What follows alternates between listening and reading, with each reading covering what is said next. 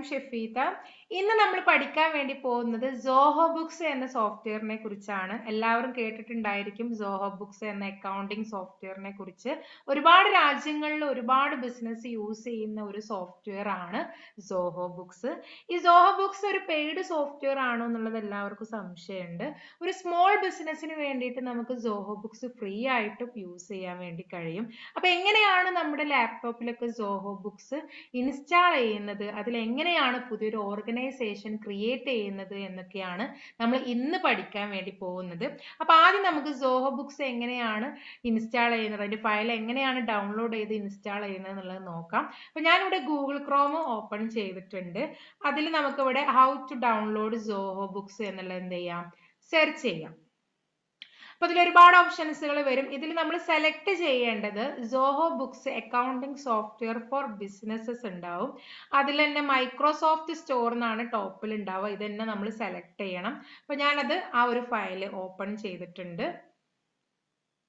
അപ്പൊ ഇങ്ങനെ വരും Zoho books accounting software for businesses. ഇതിലാണ് നമുക്ക് ആ ഒരു ഫയൽ കണ്ടു ഡൗൺലോഡ് എന്നുള്ള ഓപ്ഷൻ ഇതിലുണ്ടാവും. ഇവിടുന്ന് നമുക്ക് ഡയറക്റ്റ് ഡൗൺലോഡ് ചെയ്യാൻ വേണ്ടി കഴിയും. അപ്പൊ ഇതിൽ ആ ഒരു ഫയൽ ഡൗൺലോഡ് ആയിട്ടുണ്ട്. ഇനി നമുക്ക് എന്ത് ചെയ്യാം, അത് ഇൻസ്റ്റാൾ ചെയ്യാം. അപ്പൊ അതിൽ കുറച്ച് കാര്യങ്ങൾ ഫില്ല് ചെയ്ത് കൊടുക്കാനുണ്ട്. അപ്പൊ ഞാൻ ആ ഒരു ഫയൽ ഇവിടുന്ന് ഓപ്പൺ ചെയ്യുന്നുണ്ട്. അപ്പൊ ഇതിൽ ആ ഒരു ഫയൽ ഇതാ ഇൻസ്റ്റാൾ ആയിട്ടുണ്ട്. The latest version is installed എന്നുള്ളത് കാണാം. ഇതിൽ നമുക്ക് ഇവിടുന്ന് ഡയറക്റ്റ് ഓപ്പൺ കൊടുക്കാം. അപ്പൊ ഇൻസ്റ്റാൾ ചെയ്ത് കഴിഞ്ഞാൽ ഇങ്ങനെ ഒരു സ്ക്രീനിലേക്കാണ് നമ്മൾ വരിക. ഇതില് സൈൻ അപ്പ് എന്ന് പറഞ്ഞൊരു ഓപ്ഷനും ഉണ്ട്, സൈൻ ഇന്നും ഉണ്ട്. നമ്മൾ ഇവിടുന്ന് കൊടുക്കേണ്ടത് സൈൻ അപ്പ് ആണ്. ഇനി ഇതിൽ കുറച്ച് കാര്യങ്ങൾ നമുക്ക് ഫില്ല് ചെയ്ത് കൊടുക്കാൻ വേണ്ടിയിട്ട് ഉണ്ട്. നമ്മുടെ ബിസിനസിന്റെ പേര്, അതുപോലെ തന്നെ കോണ്ടാക്ട് നമ്പറും കാര്യങ്ങളൊക്കെ കൊടുക്കാനുണ്ടാവും. ഇതിൽ കണ്ടു ബിസിനസിന്റെ നെയിം, അതുപോലെ തന്നെ full name, email address, mobile number, password, പിന്നെ ലൊക്കേഷൻ, സ്റ്റേറ്റ് കാര്യങ്ങളൊക്കെ കൊടുത്തിട്ട് ഈ ഒരു ടേംസ് ഓഫ് സർവീസിൽ നമ്മൾ ടിക്ക് കൊടുത്തിട്ട് വേണം സൈൻ അപ്പ് കൊടുക്കാൻ വേണ്ടിയിട്ട്. അപ്പൊ ഇതിൽ ഞാൻ ബിസിനസിന്റെ നെയിം കൊടുത്തിട്ടുള്ളത് ABC പ്രൈവറ്റ് ലിമിറ്റഡ് ആണ്. അതുപോലെ ഫുൾ നെയിം, പിന്നെ ഇമെയിൽ അഡ്രസ്സ് അത് ഒറിജിനൽ ഇമെയിൽ അഡ്രസ്സ് തന്നെ കൊടുക്കണം. പിന്നെ ഒരു ഇമെയിൽ അഡ്രസ്സ് ഒറ്റ തവണ കൊടുക്കാൻ വേണ്ടി പറ്റുള്ളൂ. വീണ്ടും നമുക്ക് അതേ മെയിൽ ID കൊടുക്കാൻ വേണ്ടി പറ്റില്ല. പിന്നെ വേറെ മെയിൽ ID വെച്ചിട്ട് വേണം കൊടുക്കാൻ. അപ്പൊ കറക്റ്റ് കൊടുക്കുമ്പോൾ കറക്റ്റ് കൊടുക്കുക.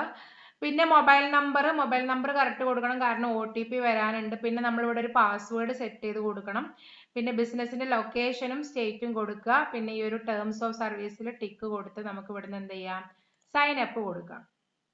അപ്പൊ ആ ഒരു പേരിൽ അക്കൗണ്ട് ക്രിയേറ്റ് ആയി. ഇനി എന്ത് ചെയ്യും, നമ്മുടെ മൊബൈൽ നമ്പറിലേക്ക് ഒരു OTP വരും. അപ്പൊ ആ OTP നമ്മൾ ഇവിടെ അടിച്ചു കൊടുക്കണം. നമ്മൾ OTP കൊടുത്ത് വെരിഫൈ ചെയ്ത് കഴിഞ്ഞാൽ ഇങ്ങനെ ഒരു സ്ക്രീനിലേക്കാണ് വരിക. ഇവിടെ നമ്മുടെ ഓർഗനൈസേഷൻ നെയിമും അതുപോലെ ഇൻഡസ്ട്രി, ബിസിനസിന്റെ ലൊക്കേഷൻ, കറൻസി കാര്യങ്ങളൊക്കെ ചോദിക്കുന്നുണ്ട്. അപ്പൊ നമ്മുടെ കമ്പനിയുടെ ഡീറ്റെയിൽസ് ആണ് ഇവിടെ നമ്മൾ കൊടുക്കേണ്ടത്. എല്ലാം കൊടുത്തു കഴിഞ്ഞിട്ട് നമുക്ക് ഇവിടെ എന്ത് ചെയ്യാം, സേവ് ആൻഡ് കണ്ടിന്യൂ എന്നുള്ളത് കൊടുക്കാം. ഇനി നമുക്ക് ഈ ഒരു ഭാഗം ഫില്ല് ചെയ്യാം. അപ്പൊ ഓർഗനൈസേഷൻ നെയിം ഞാൻ ABC പ്രൈവറ്റ് ലിമിറ്റഡ് തന്നെയാണ് കൊടുത്തിട്ടുള്ളത്. ഇൻഡസ്ട്രി പറഞ്ഞു കഴിഞ്ഞാൽ നമ്മുടെ ബിസിനസിന്റെ ടൈപ്പ് ആണ്, നമ്മുടെ എന്ത് ബിസിനസ് ആണ് എന്നുള്ളതാണ് ചോദിക്കണം. അപ്പൊ മാർക്കറ്റിംഗ് ആണോ, മാനുഫാക്ചറിങ് ആണോ, ലീഗൽ ആണോ, ഇന്റേണൽ ആണോ, ഇന്റീരിയർ ഡിസൈനിങ് ആണോ, ടെക്നോളജി സർവീസ്, അങ്ങനെ ഒരുപാട് ഇൻഡസ്ട്രീസ് ഇതിലുണ്ടായിരിക്കും. അപ്പൊ ഞാനിപ്പോ ഇതിലൊരു ഇൻഡസ്ട്രി സെലക്ട് ചെയ്യാൻ വേണ്ടി പോവാണ്.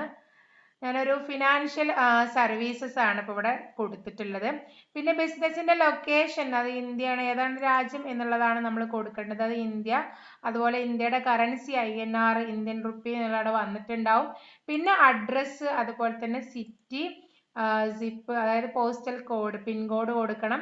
പിന്നെ സ്റ്റേറ്റ് ഓർ യൂണിയൻ ടെറിട്ടറി നമ്മുടെ. ഇനി ലാംഗ്വേജ് ഇംഗ്ലീഷ് ആണ്, ഏത് ലാംഗ്വേജ് ആണെന്നുള്ളത് ചോദിക്കും, അത് കൊടുക്കുക. എന്നിട്ട് എന്ത് ചെയ്യുക, സേവ് ആൻഡ് കണ്ടിന്യൂ കൊടുത്തു കഴിഞ്ഞാൽ ആ ഒരു പേരിൽ ഒരു കമ്പനി, ഒരു ഓർഗനൈസേഷൻ ക്രിയേറ്റ് ആയിട്ടുണ്ട്. ഗെറ്റ് സ്റ്റാർട്ടഡ് കൊടുത്തു കഴിഞ്ഞാൽ നമ്മളിവിടെ കമ്പനി ക്രിയേഷൻ സക്സസ്ഫുൾ ആയിട്ടുണ്ട്.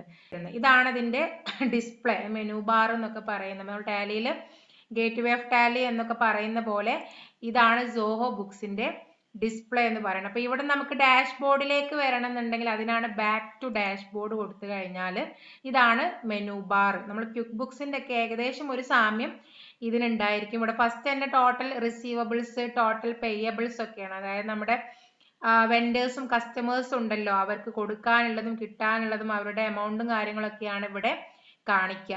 ഇനി അത് കൂടാതെ ഇവിടെ തന്നെ നമ്മുടെ കമ്പനിന്റെ പേര് കാണിക്കും കേട്ടോ. ഹായ് ABC പ്രൈവറ്റ് ലിമിറ്റഡ് എന്നുള്ളത് ഇവിടെ വന്നിട്ടുണ്ടാവും. ഇനി ഇവിടെ തന്നെ നമുക്ക് ഐറ്റംസ് ക്രിയേറ്റ് ചെയ്യാനും അതുപോലെ banking, sales, purchase, time tracking, accountant, reports, documents, അങ്ങനെ എല്ലാ ഓപ്ഷൻസുകളും ഇവിടെ ഉണ്ട്. അപ്പൊ ഐറ്റംസ് സെലക്ട് ചെയ്തപ്പോൾ ഇതിന് നമ്മളൊന്നും ക്രിയേറ്റ് ചെയ്യാത്തതുകൊണ്ടാണ് ഇവിടെ ആഡ് ഐറ്റം എടുത്ത് നമുക്ക് എന്ത് ചെയ്യാം, ഐറ്റംസും കാര്യങ്ങളൊക്കെ ക്രിയേറ്റ് ചെയ്യാൻ വേണ്ടി കഴിയും. അപ്പൊ അതൊക്കെ നമുക്ക് ഓരോ വീഡിയോസ് ആയിട്ട് ചെയ്യാം. ഇനി ഇവിടെ തന്നെ മുകളിൽ നമുക്ക് രണ്ട് ഓപ്ഷൻ കാണാം. ഒന്ന് ന്യൂ ആണ്, നമുക്ക് പുതുതായിട്ട് എന്തെങ്കിലും ക്രിയേറ്റ് ചെയ്യാം. അതായത് ഈ ലെഫ്റ്റിലുള്ള സെയിം ഓപ്ഷൻസുകൾ തന്നെയാണ് ഇവിടെ ഉണ്ടായിരിക്കും. അതിൽ സെയിൽസ് ഓർഡറും പർച്ചേസ് ഓർഡറും അങ്ങനെ എല്ലാ ഓപ്ഷൻസുകളും ഇതിലുണ്ടായിരിക്കും. ഇനി അത് കൂടാതെ നമുക്കിവിടെ സെർച്ച് ചെയ്യാനുള്ള ഒരു ഓപ്ഷനും കൂടി ഉണ്ട്. ഇനി നമുക്ക് നമ്മുടെ ഓർഗനൈസേഷൻ ഡിലീറ്റ് ചെയ്യണം, അല്ലെങ്കിൽ പുതിയൊരു ഓർഗനൈസേഷൻ, പുതിയൊരു കമ്പനി ക്രിയേറ്റ് ചെയ്യണം എന്നൊക്കെ ഉണ്ടെങ്കിൽ ഇവിടെ ഈ ഒരു ഓപ്ഷൻ ഉണ്ടല്ലോ, ഇത് എടുത്തു കഴിഞ്ഞാൽ നമ്മുടെ അക്കൗണ്ടിന്റെ ഡീറ്റെയിൽസ് കാര്യങ്ങളൊക്കെ ഇവിടെ കാണിച്ചു തരും. നമ്മൾ യൂസർ ID മെയിൽ ID ഒക്കെ കൊടുത്തിട്ടുണ്ടായിരുന്നല്ലോ, അതൊക്കെ ഇവിടെ കാണിച്ചു തരും. അപ്പൊ അതിൽ തന്നെ മൈ ഓർഗനൈസേഷനിൽ മാനേജ് ഉണ്ട്. മാനേജ് എടുത്തു കഴിഞ്ഞാൽ നമ്മുടെ ആ ഒരു കമ്പനിയുടെ ഡീറ്റെയിൽസ് ആണ് ഈ കാണിച്ചു തരുന്നത്. അപ്പൊ ഇവിടെ നിന്ന് തന്നെ നമുക്ക് ഡിലീറ്റ് ചെയ്യണം ഈ ഒരു കമ്പനിനെ എന്നുണ്ടെങ്കിൽ ഈ ഒരു 3 ഡോട്ട്സിൽ ക്ലിക്ക് ചെയ്ത് കഴിഞ്ഞാൽ അതിൽ ഡിലീറ്റ് ഉണ്ടാവും.